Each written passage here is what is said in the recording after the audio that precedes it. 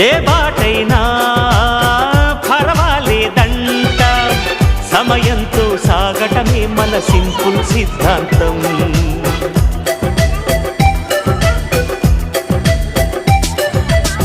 చిరుగాలికి పరిమళమిచ్చే సిరిమల్లెల వనమై ఉందాం, గగనాన్ని నేలను కలిపి హరివిల్లుల వంతెన అవుదాం. ఆనందం అంటే అర్థం మనమందా, ప్రతి పూట పాటై సాగే హుషారు సరిగమలో. ఎన్నో ఎన్నో రాగాలుండే సంగీతం కాదా, చల్లకి నవ్వుల కేరింత.